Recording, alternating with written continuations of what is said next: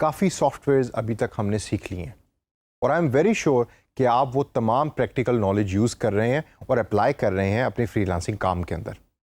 लेकिन इन तमाम सॉफ्टवेयर्स और प्लेटफॉर्म्स के अलावा एक ऐसी चीज़ भी डिजिटल मार्केटियर बनने के लिए ज़रूरी है कि जिसके अंदर कोई सॉफ्टवेयर या प्लेटफॉर्म सीखना ज़रूरी नहीं, बल्कि दिमाग का होना और टाइपिंग स्किल्स का होना ज़रूरी है। इसको हम कहते हैं development of A digital marketing plan. Freelancing websites के ऊपर डिजिटल मार्केटिंग प्लान डेवलपमेंट की काफ़ी जॉब्स अवेलेबल हैं, लेकिन ये जॉब्स जो हैं ये किसी भी अरे गहरे डिजिटल मार्केटिंग के लिए नहीं। जब आप एक professional well experience digital marketeer बन जाते हैं तो फिर आप दूसरी कंपनीज के लिए प्लान लिखना शुरू करते हैं।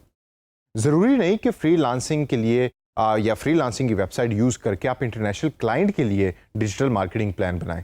हो सकता है कि ये प्लान आपसे कोई लोकल रेस्टोरेंट वाला या लोकल ऑनलाइन बिजनेस वाला भी डिमांड करे और आपको कहे कि भाई आपके पास डिजिटल मार्केटिंग का एक्सपीरियंस भी है और आपको डिफरेंट टूल्स भी आते हैं, तो ज़रा आप काइंडली हमारी कंपनी के लिए प्लान तो बनाएं।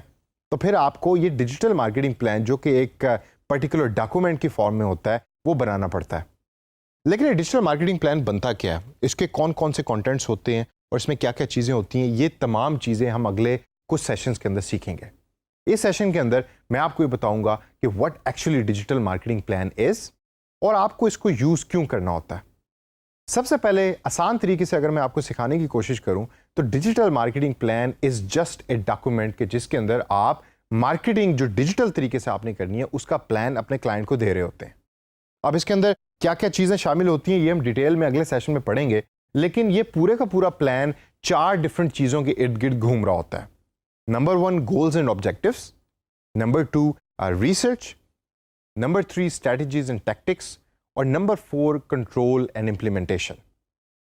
अब अगर हम इसको इंडिविजुअली तौर पे देखें तो गोल्स एंड ऑब्जेक्टिव्स के अंदर आप अपनी क्लाइंट के लिए या उस बंदे के लिए जिसके लिए डिजिटल मार्केटिंग प्लान बना रहे हैं वो तमाम गोल्स और ऑब्जेक्टिव्स लिखते हैं जो एक मार्केटिंग कैंपेन ने अचीव करने हैं। वेल थॉट आउट होते हैं, थॉरोली आपने उसके बारे में डिस्कशन की हुई होती है और उसको सीख कर और समझ के अपने एक्सपीरियंस की बेस के ऊपर उसको आउटलाइन किया होता है। ये बनते कैसे हैं अगले सेशन में मैं आपको सिखाऊंगा। फिर आता है रिसर्च का कंपोनेंट। रिसर्च के कंपोनेंट में होती हैं 3 डिफरेंट तरीके की रिसर्च।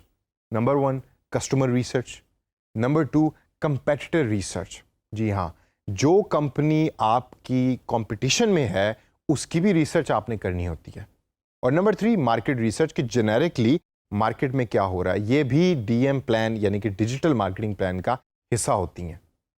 तीसरे नंबर पे है स्ट्रेटजी एंड टैक्टिक्स। यहाँ आप डिसाइड करते हैं कि मैंने सोशल मीडिया मार्केटिंग यूज़ करनी है, मैंने ब्लॉग्स बनाने हैं। अच्छा, अब मैंने ब्लॉग्स की स्ट्रेटजी तो यूज़ की, लेकिन ब्लॉग्स के अंदर स्पेसिफिक स्टेप्स क्या यूज़ करूँगा जिसको हम टैक्टिक्स का नाम देते हैं, वो भी आप इस पर्टिकुलर स्टेप में आउटलाइन कर देते हैं। और लास्ट के अंदर आता है कंट्रोल एंड इम्प्लीमेंटेशन, जिसके अंदर आपने गोल्स भी बता दिए और आपने डिफरेंट प्लेटफॉर्म्स के बारे में भी बता दिया, और अब आपने एक मैकेनिज्म डिसाइड कर लिया कि जिसके थ्रू आपने डिजिटल मार्केटिंग प्लान को या डिजिटल मार्केटिंग को कंट्रोल करना है और उसके बाद इंप्लीमेंट करके उसका रिव्यू करना है। ये होता है लास्ट पार्ट उस पर्टिकुलर रिपोर्ट का जो आप बना के अपने क्लाइंट को देते हैं। तो दोस्तों ये तो चंद बिल्कुल ओवरव्यू था कि डिजिटल मार्केटिंग प्लान के अंदर क्या क्या चीज़ें शामिल होती हैं। डिटेल में हम आगे चल के देखेंगे, लेकिन डिजिटल मार्केटिंग प्लान यूज़ क्यों होता है और क्यों करना चाहिए। मैंने तो यही सुना है कि, और आपने भी यही सुना होगा कि भाई डिजिटल मार्केटिंग तो एक अप्लाइड फील्ड है, उसके अंदर तो अगर आपको गूगल एडवर्ड्स आता है तो आप बादशाह हैं। बिल्कुल नहीं। आपने एक स्टेज के बाद गूगल एडवर्ड्स का काम हो सकता है कि किसी दूसरे बंदे से करवा रहे हो, अपने नीचे वर्कर से करवा रहे हो, आप चले जाते हैं ऊपर स्ट्रेटेजिकल लेवल के ऊपर, जिधर आप अपना एक्सपीरियंस यूज़ करते हैं डिफरेंट कंपनीज़ का और फिर आप डॉक्यूमेंट्स बना के देते हैं डिफरेंट कंपनीज़ को, जिसको हम डिजिटल मार्केटिंग प्लान का नाम देते हैं। तो ये क्यों यूज़ होता है, उसकी सबसे बड़ी रीज़न है कि it gives a direction to the company. एक है कि आपने तीर चला रहे हैं हवा के अंदर, आपको पता नहीं कि उसकी डायरेक्शन क्या है।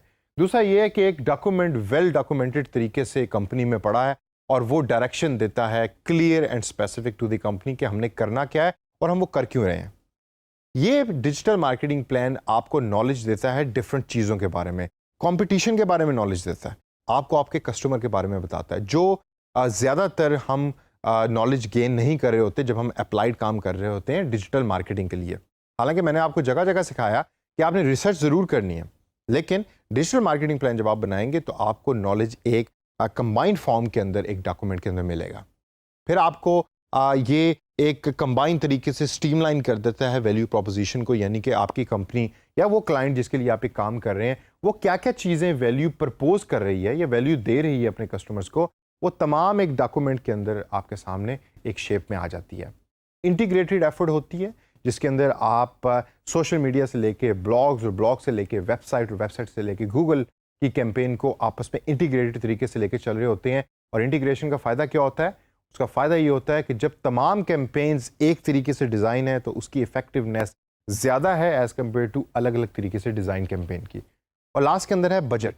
आपके सामने एक वेल डिफाइंड बजट होता है और आपको पता होता है कि मैंने ये बजट किस तरीके से यूज़ करना है और बजट को यूज़ करके ऑप्टिमाइजेशन तरीके से किस तरीके से मैंने मार्केटिंग कैंपेन चलानी है।